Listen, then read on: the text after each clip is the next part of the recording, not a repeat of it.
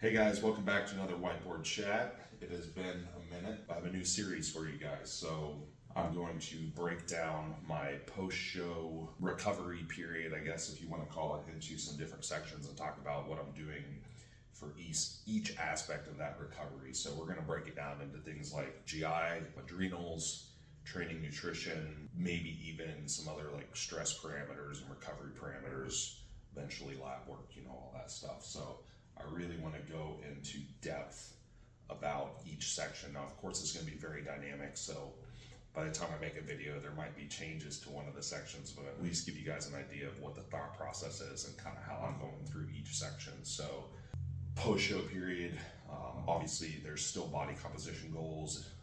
Insulin sensitivity is going to be really high for both adipose tissue and muscle cell. We can still kind of leverage that, but it's really important to understand that the quicker that you can recover all of these things that are dysfunctioning or downregulated, the quicker you're going to be able to make progress, the longer that off-season period is going to be, etc. So part one is going to be GI. One thing that's really important to understand here is when you're pushing your body really hard and it's in that state of high systemic stress, there's definitely likelihood that you are creating some GI dysfunction purely based on autonomic nervous system dysregulation, right? And you may be actually mitigating a little bit of that by the fact that you're not eating much food. There's considerations when you're coming out of the show and increasing food, both on the side of like, do you actually have a GI issue or was it stress?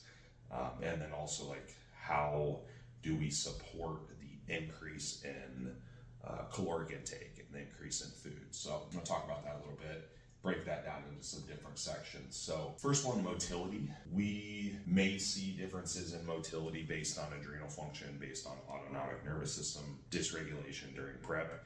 We hypothetically, and I've noticed this already in my case, seeing some of that stress come down, which of course that's going to take time to fully kind of erase that stress load. Seeing neurochemical increases, so via like serotonin specifically from a little bit more carbohydrate intake, already seeing improvements in motility. I'm not necessarily going to do anything specific to increase motility other than, continue to bring up food as needed and kind of let that sort itself out as it's already kind of doing. So second one, stool quality and frequency.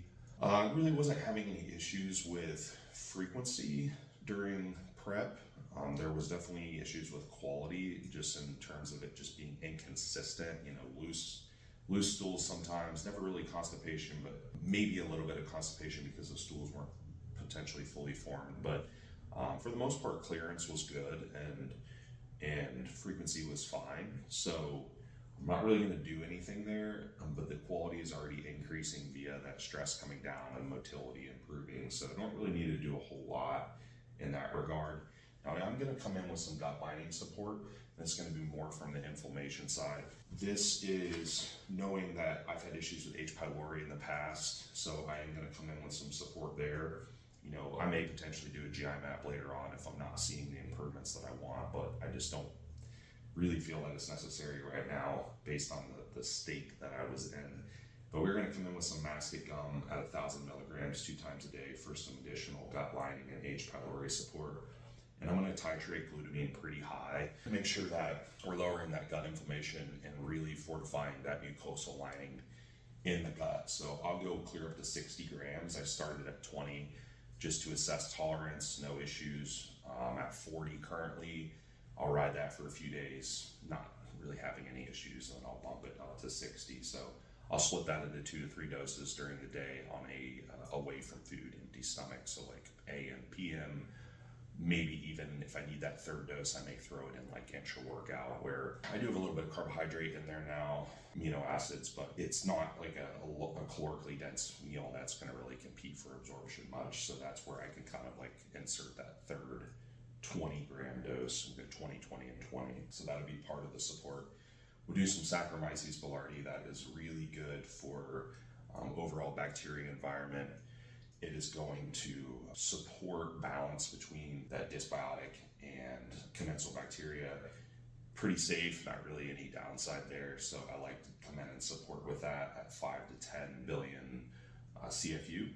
So we'll do that, empty stomach. Also, meeting new demands. So essentially there's like I was saying, like looking at the fact that food is increasing in males, especially with higher protein requirements. We're talking about like increased acid requirements potentially. I am somebody that does well with betaine HCl support during the off season. I just basically titrate it as needed.